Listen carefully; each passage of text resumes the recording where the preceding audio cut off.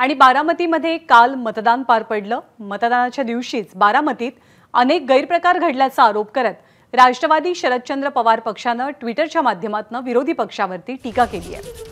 बारामती लोकसभा मतदारसंघात पार पडलेल्या निवडणुकीच्या पार्श्वभूमीवर बारामतीने संपूर्ण महाराष्ट्रासाठी केलेला हा पत्र प्रपंच या मथळ्याखाली एक पत्र लिहित ही टीका केली जाते।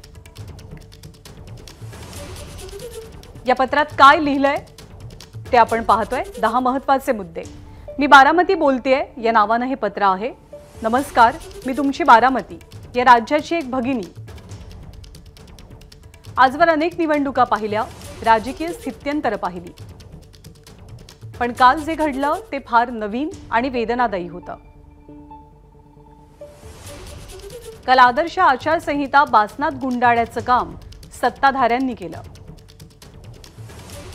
देशाच्या इतिहासात आतापर्यंत कधीच कुठलीही सहकारी बँक रात्रभर सुरू नव्हती, पण मतदानाच्या आदल्या दिवशी वेल्हे इथली पुणे जिल्हा मध्यवर्ती बँक रात्रभर सुरू राहिली।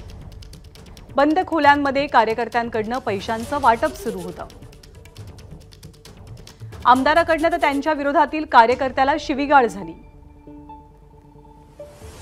तो कार्यकर्ता धाय मोकलून रडत होता, अशी ही परिस्थिती।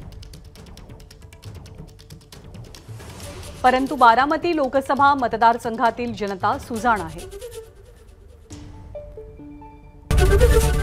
एबीपी माझा, उघडा डोळे बघा नीट।